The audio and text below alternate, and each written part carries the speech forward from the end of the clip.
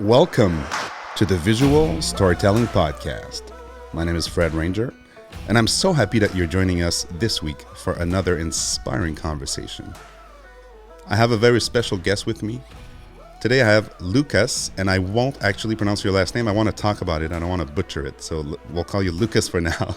And Lukas is a multidisciplinary photographer from West Michigan, and he is, like me, Leica fan. We'll talk about that. And also a very, very talented photographer. First of all, Lukas, thank you so much for joining me on the show today. Hey, thank you for having me today, Fred. Appreciate you reaching out. Well, I think we have a lot to cover today. We were very excited pre-show talking about cameras and all this great stuff. But before we dive into some of the questions I have for you, for people who don't know you, can you walk us through a bit of how you became a photographer and how you decided to invest time, effort, and now make it your full-time job? Yeah, I grew up in a really creative home. Both my parents have been artists, and my mom has been a painter and a writer my entire life, and my dad has been a commercial photographer for the past 50 years. So I kind of grew up going to my dad's studio, being on sets, and being like, this is kind of the dorkiest thing ever. Like, I do not want to, like, this is the thing my dad does, right? And got older, got into my teenage years, took a few, I always kind of had a camera, but never really did anything serious with it. And then I started working, and I was like, you know what? Maybe my dad's onto something. This would be way more fun to spend my time shooting and taking pictures for a living. And so I started working with him. Actually, I was in college at the time. I had dropped out, and my dad was like, "You can come work in my studio." And I worked as an assistant for him, doing product and commercial work. And it was really good. I learned a lot about lighting, but that was he had been so in on his how he runs things that there was not a lot of like creative flexibility. So that like it was tough, and then I ended up going out on my own and uh, working in house for a place and just basically learning and making mistakes and practicing and just shooting every single day. But so Plus, yeah, that's kind of he's your dad, so he can tell you what to do. Double what to do. exactly, exactly. It's like there's not like there's always the like trope of like working with your dad, and it's like hold the Exactly. flashlight, right? Oh man, but so Lucas, so how do we pronounce your last name? I just want to get this out of the way. Oh yeah, it's Vanderlende. Okay, so it's So not that you bad. keep the e Vanderlande. in. There It's you go. not super. It's Dutch. Dutch. It means from the Lendy. There you So go. it's a There river you go. that's in the Netherlands, and my family lived by it. Nice. Love it. So Love it. Netherlands and especially Amsterdam and Rotterdam actually are some of the most interesting cities, at least for me on the street photography front. I really enjoyed yeah, my time definitely. there. So, Lucas, talk to me a little bit more about becoming a photographer. So, you did mention that you decided to basically not quit, but decided to invest, time into becoming a pro photographer. Was it hard? Was it Yep. a process to get to a point where you can say, you know what, I can charge for the work I do. I have clients, and now I've the confidence, to go get even more business. How was that part of the journey? Yeah, it was. I think so. For me, I kept kind of finding myself in places that involved working as a photographer. So I mentioned my dad has been a commercial photographer, and so I did a lot of work with him, and he taught me a lot of the industry. And then my mom, being an artist as well, I think one of the biggest things that helped me in learning that was obviously having my dad, but not being held back by my parents, having my parents really say this is a valid life decision to be an artist and to work in something that you're passionate about. And so whenever those moments came up, when I'm sending my first quote, when I'm making decks and pitching to clients, I never had anybody really saying, you can't do this. It was always, you can do it. You're worth the price. You know how to take pictures. You Yeah. know, and so that was really beneficial to have. Um, and so when I really first started finding my own style and learning photography, I mean, YouTube was a huge asset for me. And it like there's so much information. It's so open now. Yeah. uh, it's about how much work you want to put in. And I mentioned earlier that like just shooting every day and taking pictures every single day. And there's something really valuable about doing that, putting in the work, understanding the exposure triangle, and getting acquainted with your equipment. I've got a lot of young photographers that are interested in doing it, and they're just like, I don't know what to shoot. I'm like, the more boring, the better. If you Yeah. can make something that's boring interesting, like that's for me, that's what we do. I love photographing everyday life and um, yeah, just shooting constantly. The more boring, the better, in my opinion. I, If you can I, make it interesting. I agree with you, and I think you mentioned something very interesting regarding having a supportive family or a supportive, ecosystem where you're surrounded by art, and it's okay to be a photographer. A lot of people don't have that chance, and you took it, Yeah, and you decided to make something with it. So kudos to you and to your family to yeah, understanding what it is to be an artist, and yes, you can make a living. Being an artist, it's not easy. It won't always be easy, and no, it's not the easiest path, but it is possible. So that's a really nice message of hope. Look at us giving hope to the photography yeah, community in the age of AI and all that stuff. You know. absolutely, absolutely. I mean, AI can't even spell North Face right. Well, there you go. There you We've have it. seen that photo, right? Like, Yeah, yeah, yeah. I saw that, and I think it was also sports photography. It does really bad right now. Like it has some weird yeah, right. stuff going. But let's not talk about AI yet. Let's talk about Yeah, the yeah. art of photography because that's what we're passionate about. So for you, what was the moment where you found that you had a, I don't know if I want to call it a style, but a voice in Hmm. the photography community or a way to take photograph that actually represents you, and how did you actually found out that you were developing your own style? Yeah, I think. I mean, we're always evolving as artists and humans. When I first really started taking photography seriously, um, my mom got me enrolled me in a class without even asking me uh, at Compass Arts in Grand Rapids on fine art photography, and uh, I built a really good relationship with my teacher that was there, and um, she it really helped me like shape the way that I look at photography instead of just like a really pretty picture. It's a like a story that you want to be telling. And I think I finally like realized that I had my own voice and my own style when I wasn't looking at it as just individual images, individual pretty images, but that I'm trying to tell a bigger story in things, right? And um, I just got back from Israel. Don't want to give too much stuff away here, but like the one of the big takeaways there with that story has been just the juxtaposition of man.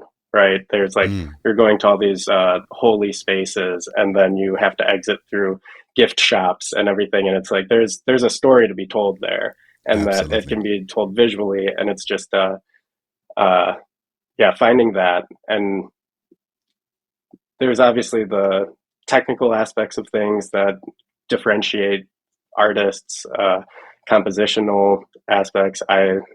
For whatever reason it is, it just tickles my brain to do a balanced uh, composition with the subject in the center. But I think it just, yeah, just that always makes me feel happy when but but that works out. But But Lucas, you're so right, and I think this is something that I'm becoming more adamant and passionate about. Um, that whole Instagram thing, I'll call it a thing, has taught us that one image, like and blah blah blah. And I think a lot of photographers are starting to go back to, considering their body of work and long-term Yep. projects. I actually just released one, and I'm so happy about it. It makes me so happy, and I don't care if nobody looks at it or like it or Yeah. whatever. But for me, that's what drives me, telling a story. That's the whole Yes. point why I started this podcast. So I love it that you are mentioning it, because you are a young photographer. I think I can say that you're a young photographer. Yeah. You're not 75 years old, uh, and so you're part of that new generation that was not necessarily born, but that had access to all this social media platform, and has been again taught about consuming images like if it was Kleenex. So what's your Yeah. view on it? Because I know you're on social media, you're making good use of it. You're Yep. even you join our great community of YouTubers. I saw the videos you made. Yeah. They're really great. We can talk about that later. But how do Thank you you. balance both long term body of work type of Hmm. work and being on those platforms, doing your stuff? Yeah. I mean, it's tough. It's a balance, right? Like you you can look at people's work, especially on social media, and a lot of it is incredible. I mean, honestly, like there's so much incredible work out there, Yeah. especially if you don't live in a very big area. It's easy to get discouraged and look at things and compare yourself to other people. Um, but I think maybe that's one of the reasons I love like the daily life photography aspect of things, because it's not. I'm trying to tell a story in what I shoot, and I think there's two separate bins that things fit in. There's content creation, and which would be a lot of the social media stuff, and then there's um, your work and the stuff that your art that you're really passionate about. Um, and I think that there's I mean, I grew up on social media. Remember MySpace and Oh yeah.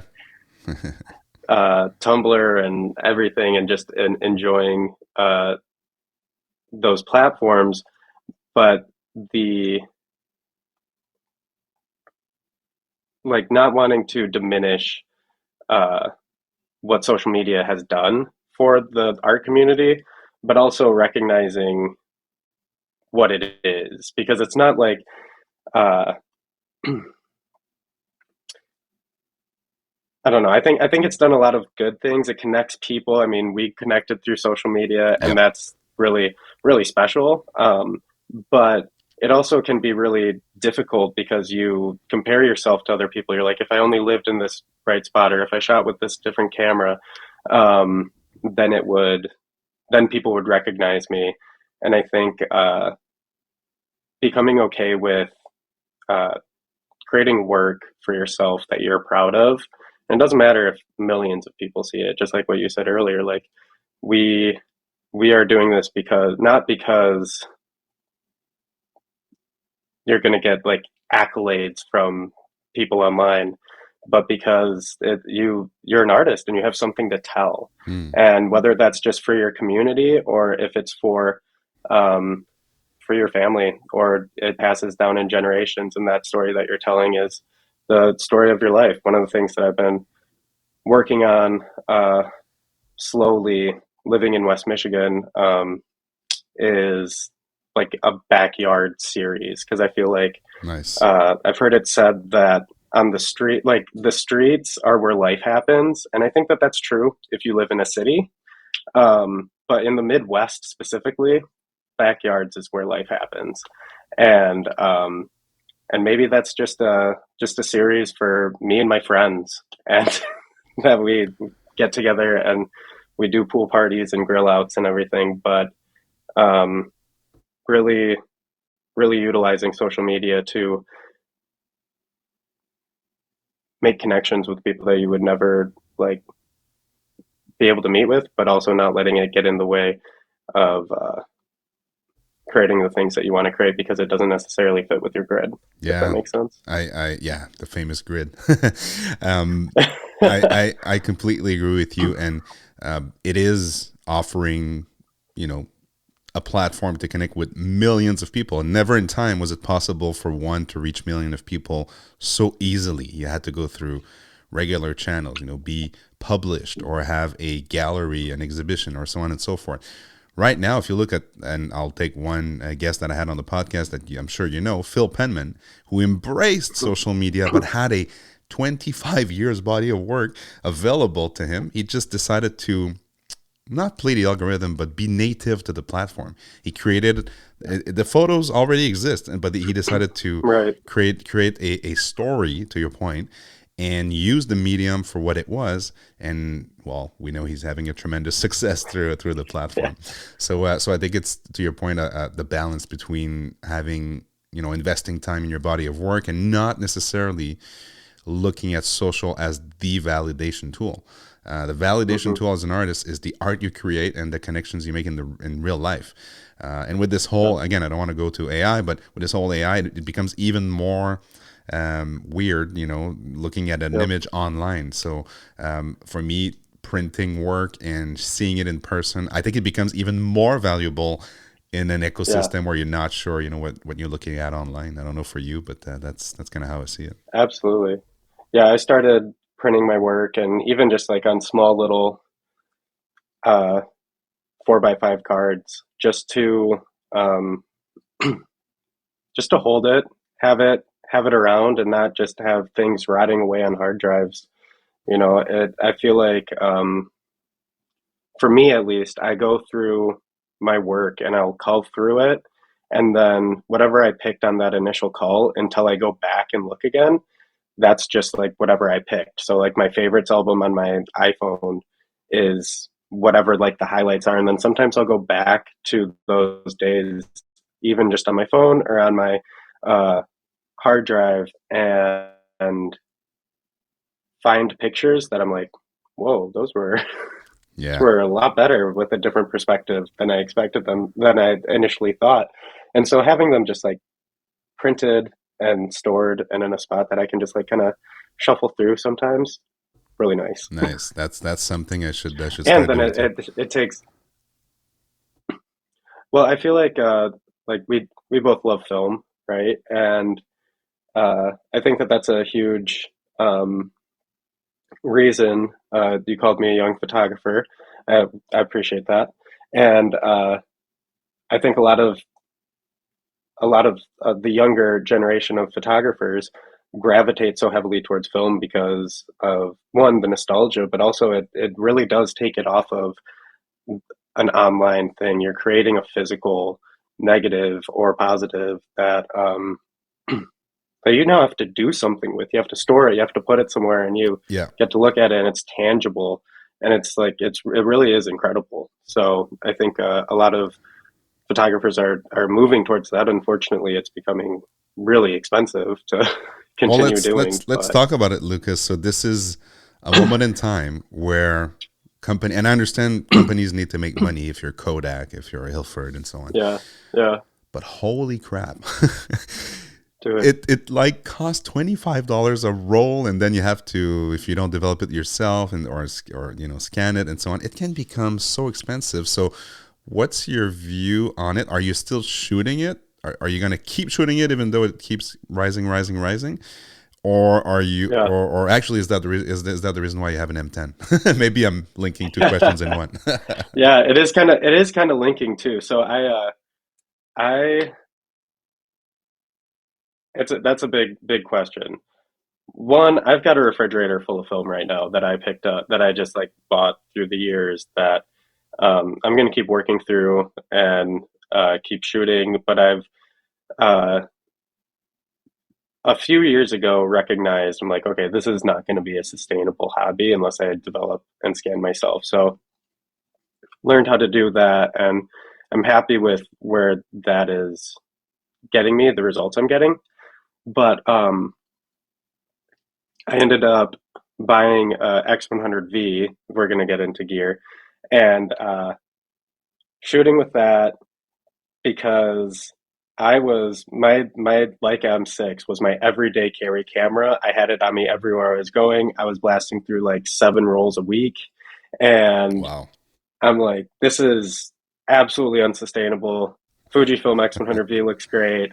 I'll buy one of those. And then I maybe I got a bit unrealistic with my expectation for it. I'm like, okay, I'm never going to edit again. I'm just going to like do it, transfer it to my phone, and then Film be done. simulation And all set. Then there you go. film simulation, it's there, it's good.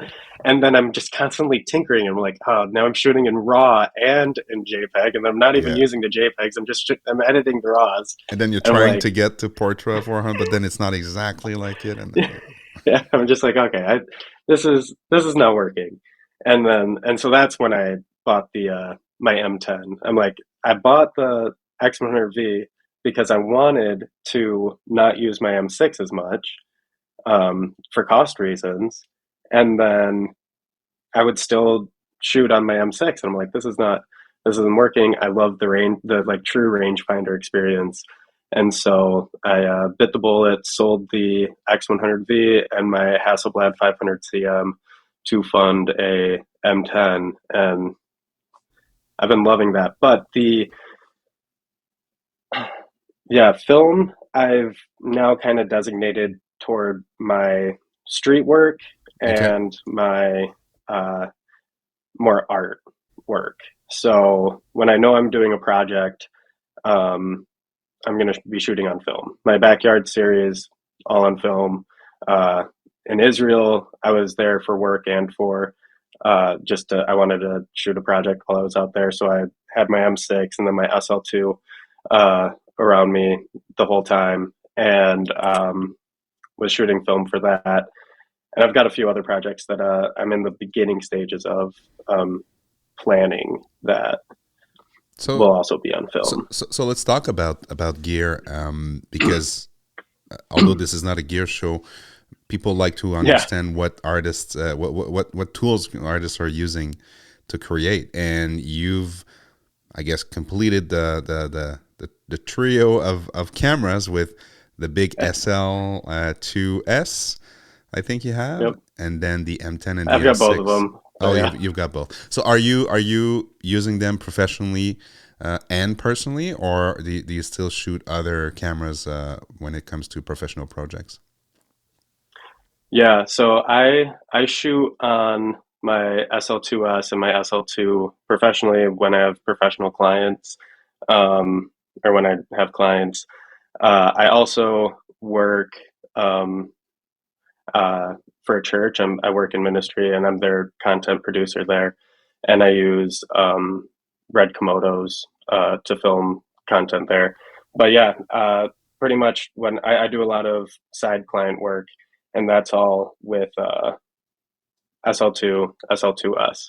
And then sometimes I'll throw in the M10 now, but not as Nice, much. nice. But Yeah, the M10 and the M6 are like more personal cameras. So yeah, totally. And I think I described the experience when I did my Leica video and why I shoot Leica, why I have an M6 and an M10, is that it's yeah, literally seamless experience. I don't know for you, but if I take my yeah, M6, shoot, I can go to the M10 and it's 90% there, although it's digital. But the rest, the to your yep, point, the rangefinder experience, I find the M10 is the closest thing to the M6 you can find on the market. And even I've tested the M11, and although a yep, great camera, great features, I still prefer the M10 when it comes to having the most seamless experience between the M6 and the M digital series. Again, if yeah, you want to send me an M11 Leica, don't worry, I will use it day in and day out. yeah, absolutely. But there's something unique about M6 M10, and I think it's the kind of the perfect balance between digital and film. Yeah. Speaking of using Leica cameras, what made you decide to use Leica on a daily basis? Because there's two school of thoughts, right? So there's the trend, right, where a lot of Hmm. photographers are switching. If you look at like Peter McKinnon and all these guys that were shooting Hmm. Sony, Canon, but then there's people like you and I that are spending our money. And I'm not saying that Peter didn't bought his camera, but let's just say he has a Yeah. different type of different type of audience on his YouTube channel, Yeah. like millions of Yeah. people. So what made you actually decided to invest in the Leica ecosystem? Well, I'd always wanted to shoot on Leica. My dad shot on Leicas through the 70s and 80s, and he actually fought to have my name be Leica, and I'm very glad he didn't do that because I probably Oh wouldn't be my shooting on the God, system. that would have been very interesting. And I'm like, I thank my mom for that every once in a while. Thank you for not naming me Leica. That would have been really uncomfortable. Well, But you went with something close with Luca, like yeah, Lucas. Yeah. yeah, Lucas is close. It's close enough. But so I started shooting on Leica when I bought my M6, and pretty much from there, I was scheming on trying to figure out how to get on the system. I knew that I needed to have something that was a hybrid camera, and so the SL2 system seemed perfect for that. And one of the big reasons that I ended up pulling the trigger, I rented one, and it was just the simplicity of it. I have ADHD, and having those like Canon bodies, the Sony bodies that have like so many buttons on it, like I feel dumb when I talk about it on YouTube or anything, but like it's overwhelming, it's overstimulating to me, and I like it during my entire career. I've had to, when I shoot on those, mentally block out Yeah. those buttons because it's just like did I set them up the most optimal way, and like it's just it became it got in the way more than it actually helped me. And so with shooting with the SL2 system, with having 8 buttons on it, only 3 of them are marked and they're all custom. Uh, really, really let me just work and make it like really for one of the first times an actual tool. Like Yeah. I hear people talk about like Canons and Sonys as just being workhorse cameras, and it's true. I mean, their autofocus is incredible, but I I always felt like it just got in the way for me. And so the SL2 system was really seamless. Uh, the rangefinder system just feels very intuitive to me. Even though I'm left eye dominant, uh, it's still very, very intuitive. Zone focusing is not as scary as people think it is. Yep. But I agree. I just, yeah, it's the first system that I've been able to really get past the camera and just be in the moment with, Well, I if that can, makes sense. I absolutely, and I can confirm that you don't have to have ADHD to find Sony cameras very complicated. And I say that I've shot Sony cameras. I've Yeah, had some for video, for photo, and although I thought they were the best cameras on the yeah, market for all the reasons we just discussed, autofocus and speed and so on, I ended up not enjoying the experience, not using them. So I'm with you. When I discovered like, I'm like, that's it. That's it's no longer yeah, a question of settings and buttons and so on. It's a question of seeing and capturing, yep, and the yeah, camera just becomes an extension of your eye. And I know it's all cliche, but it's cliche for a reason. It's because it's true. yeah, And everybody who absolutely. think we're like us snubs, just rent. I like what you did, Lucas. You rented a camera before buying, a $5,000-6,000 camera, and Yeah, then if you're not convinced, stay with your Canon. Nothing wrong with Canon, yep, Nikon, Fuji, and so on. But again, if you know, like if you rent one and you feel good, then the camera yeah, disappears. And when technology disappears, this is where the magic happens. This is where the creativity, yep. can be maximized. Speaking of creativity, I'm looking at the images you're releasing, and there's something unique about the tones that you're using. And sometimes you've got this great chaleur, like we say in French, like it's the great tones and the sun and the warmth to the photo, the depth to the photo. Did you Hmm. always, were you always attracted to that palette of color, or is that something that you've worked on and now you've nailed in what you're posting? Oh, thank you. I've always gravitated towards warmer tones, and I think for a long time I was really interested in minimalism, in photography. And so really clean whites, but I always, even like if you looked back at that work, it's still very warm. Because I'm not like, I don't feel inspired by the like really cool tones, if that makes sense. I'm Yeah. always like you look at Ozark and it's beautifully shot, the TV show, but it's like I could I my mind just doesn't work that way. I could not like get things to look like that and not make people feel like they look sick. Uh, and so I've always loved shooting Like warm tones, bluish and part of and it's whitish. Yeah, yeah, I understand what you're saying. Gray, blue. yeah, Yeah. yeah. It's just I like people to um, I like things to look like it did when I was there, but just like maybe a little bit better or a little bit more refined. And I'm not saying that my pictures look better than in real life, but just like a little bit more refined palette, if that makes sense. Yes, yes, and I see that there's consistency through your work. Even if I look at the architecture photos you're making, there's that signature. I don't know if it's a signature, but that Yeah, consistency in the look and feel. So I want to commend you for that, thank because you. that's something that a lot of photographers are trying hard to accomplish and to do, and I think you've got it down to at least representing what you're trying to convey.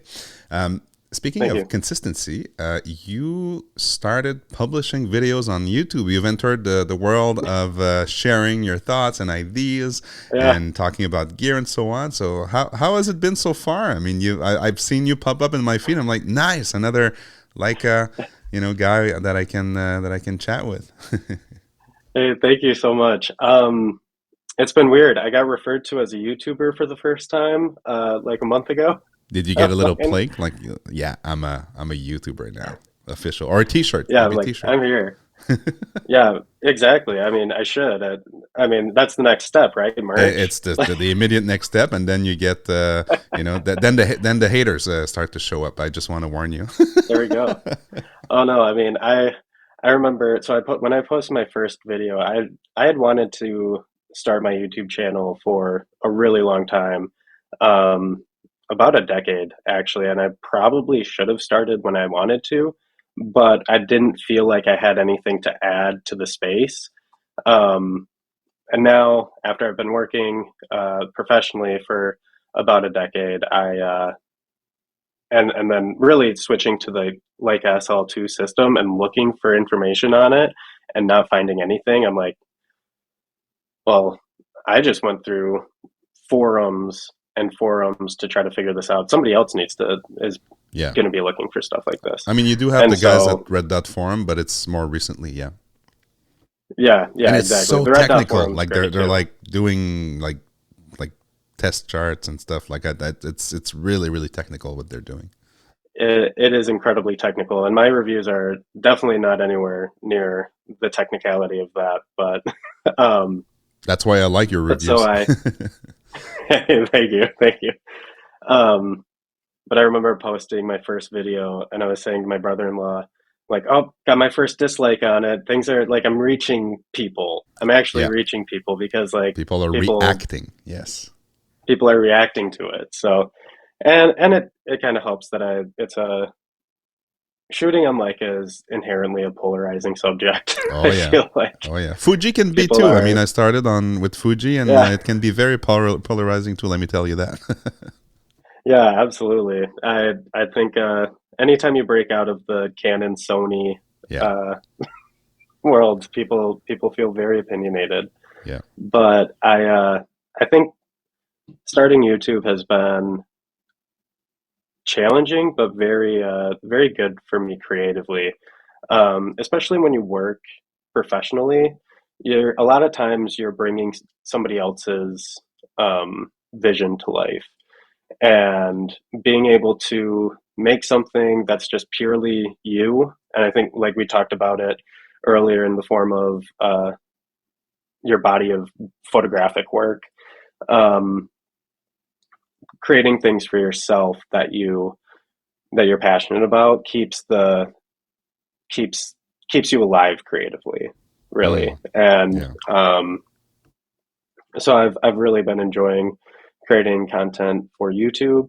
Um, Instagram has been just a dumpster fire recently, I feel like.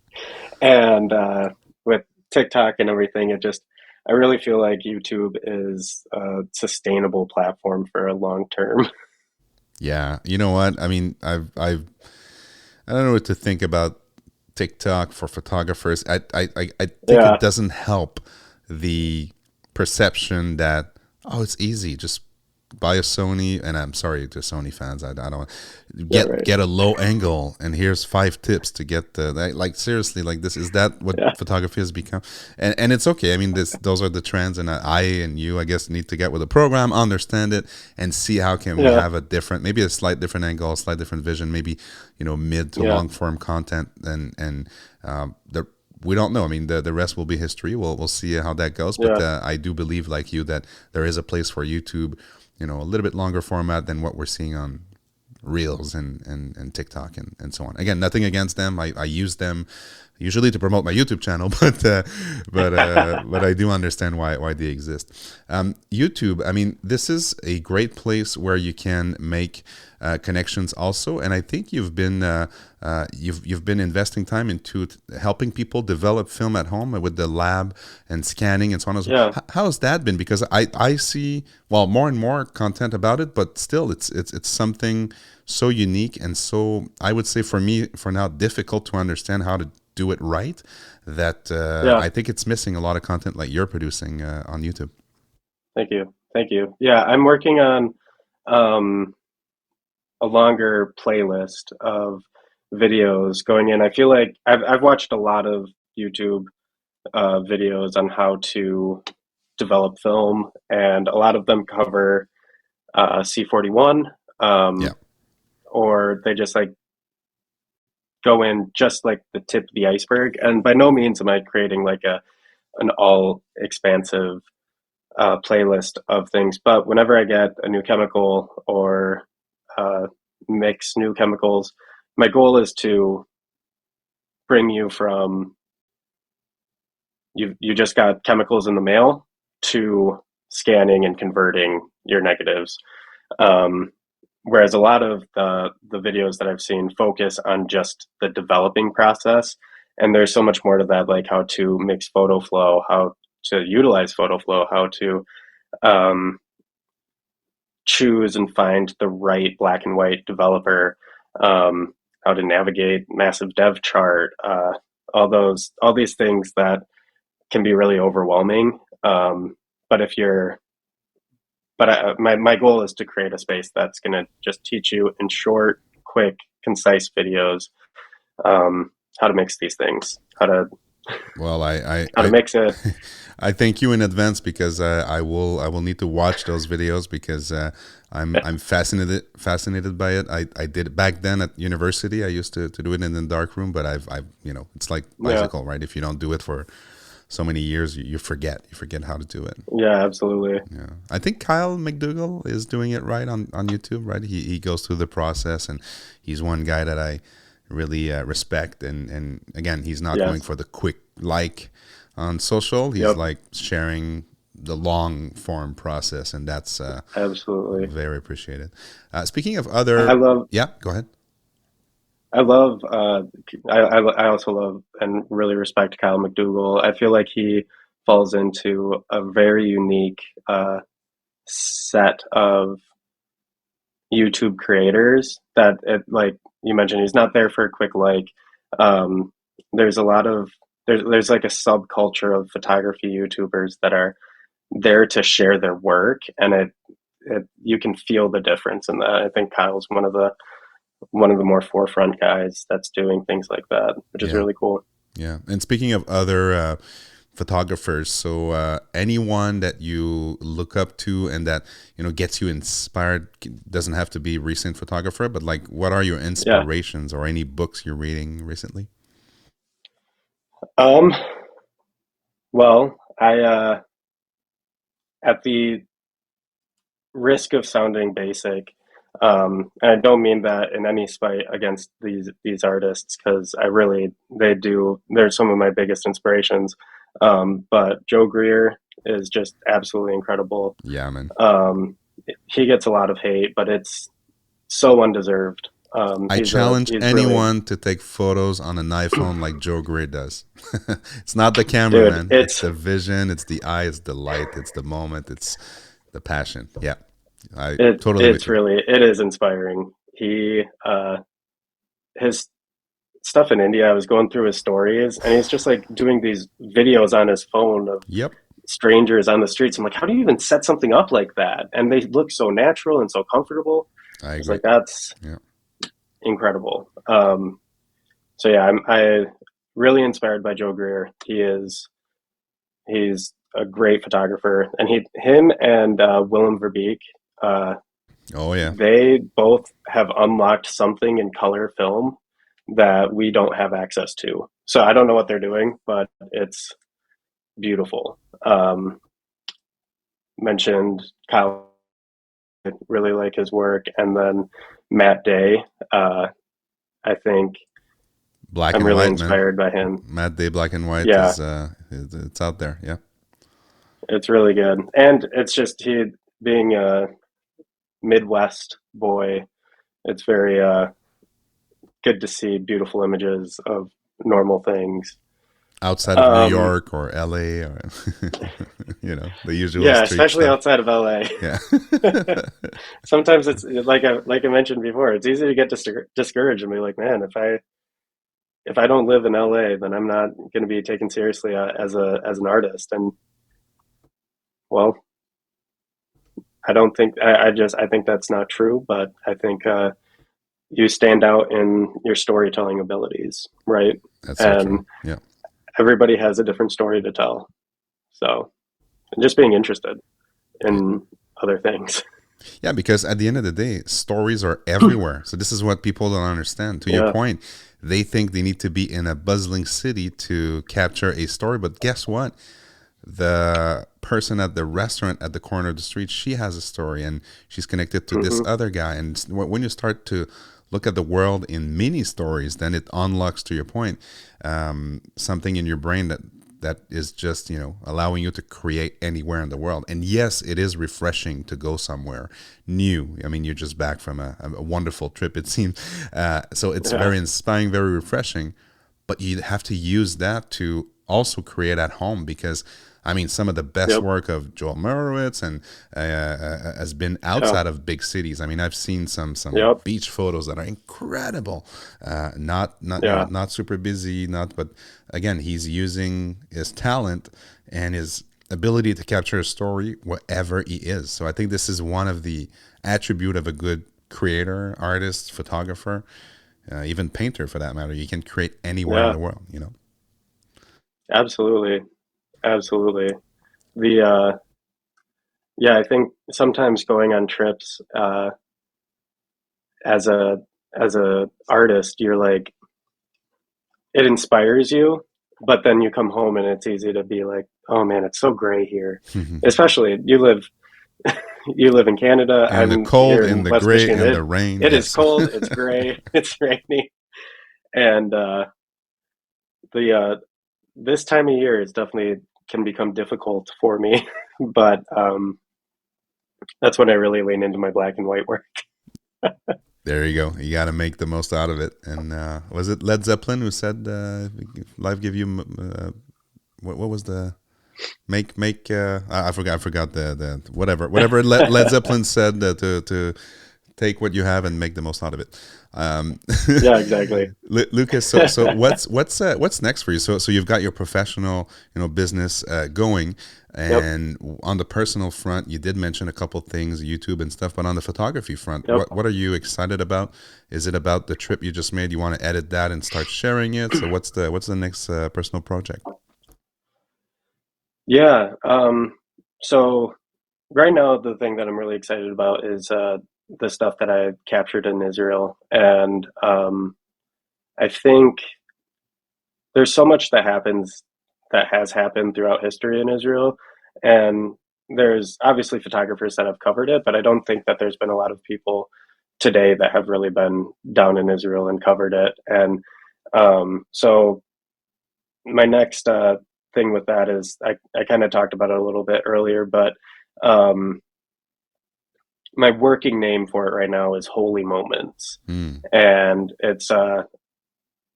it'll be a kind of a juxtaposition, but also um, my goal in it is to show the real duality of man in a sense, and uh, showing these really beautiful holy moments next to uh, not so holy moments, if like Yeah, yeah.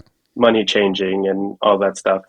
And there's one photo, we were at the Church of the Holy Sepulchre, and uh, which is one of the locations that it's believed that Jesus was crucified and buried and rose again. And there's this stone that people believe Jesus fell on, and people are just like falling at it, weeping at it. And there's just a guy sitting there scrolling on his phone. And it's just like it's Wow. very, it's hard to describe without showing, but it's very interesting to me. So that's my big project that I'm working on right now. Um, and then YouTube content, creating videos, and I feel like I'm, as somebody who started less than 6 months ago on YouTube, I feel like I'm carving out a little space for me on Yeah, the man. platform, Yeah, which feels good. Um, and yeah, that's so great. my goal is to make my first book, my first like zine, um, and that would be the Holy Moments. So That's great. And where can people actually follow the great work that you are going to release soon? yeah, you can follow me on Instagram, the dumpster fire, There at you Lukas Vanderlende. go. um, and then also on YouTube, also at Lukas Vanderlinde, Lucas with a K.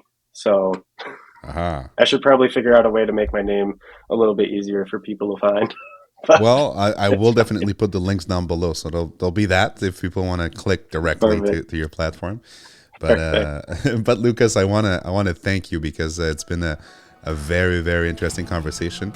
I was trying to look up the Led Zeppelin thing. It's about Yeah, "Squeeze Me, Babe, Till Juice Runs Down My Leg." So it has nothing to do with what we were discussing. I mixed up two songs, so I want to rectify that so I don't lose any listeners.